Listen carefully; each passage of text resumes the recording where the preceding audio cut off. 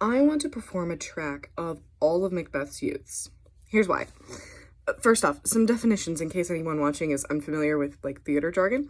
So a track is like the character or characters you're playing in a production. So like if you're playing Hamlet, you're playing the Hamlet track. If you're double cast as say Cordelia and the Fool in King Lear, you might say you're playing like the Cordelia / Fool track.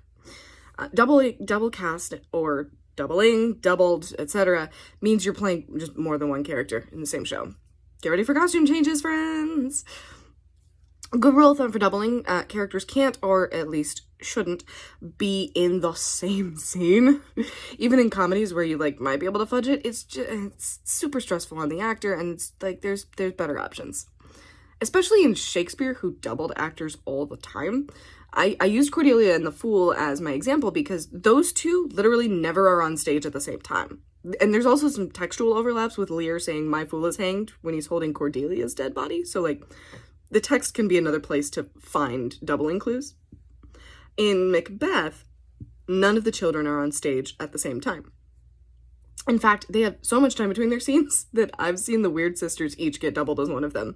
It's a bit tight for the quick change from young Macduff to the cauldron scene, but it's doable. We did it. In case you're wondering, like, wait, how many kids are in Macbeth? I got you.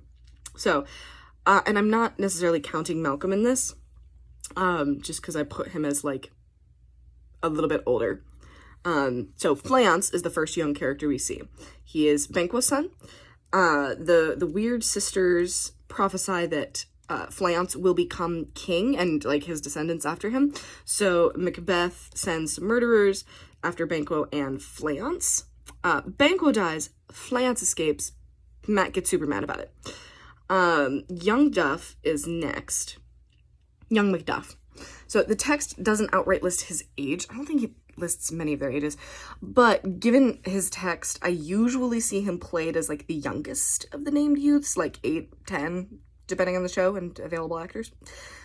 He also dies because Macbeth is paranoid about the prophecy about Macduff and has the whole family killed. And then in Act 5, we very briefly meet young Seward, an English boy of about 14 to 17. It's in the text that he is an unrough youth, so he doesn't have a beard yet. And this battle against Macbeth is his first fight. His dad, Old Seward, yeah, ensemble names get real efficient in Shakespeare. Or lazy. Or both. Anyway, his dad, Old Seward, is like the best general in England, so he's got a reputation to live up to, and like warrior's honor and stuff. So anyway, young Seward encounters Macbeth during the battle and challenges him, and despite Macbeth's taunts, he stands his ground, but yeah, Macbeth kills him. So, so why do I want to play a track where all of my characters die? First off, it's fun. Like, stage combat is my favorite thing. On-stage deaths, while challenging, they're fun to play. But I have a story-based curiosity driving this as well. Remember how I said that Fleance is the first child we see in the play? And Fleance is the most direct threat to Macbeth's throne, since Malcolm's off in England.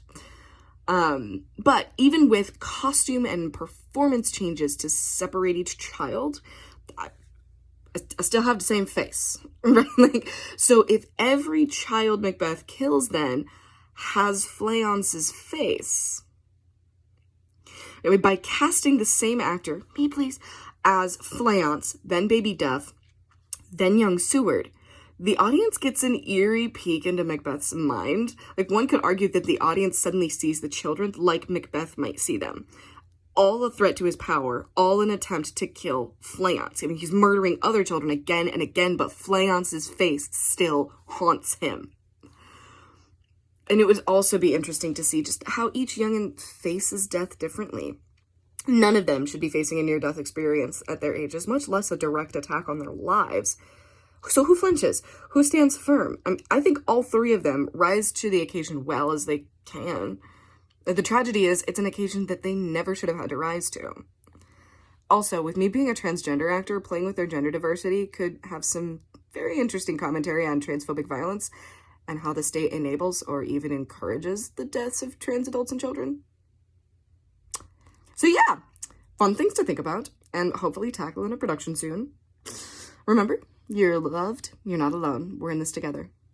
See ya.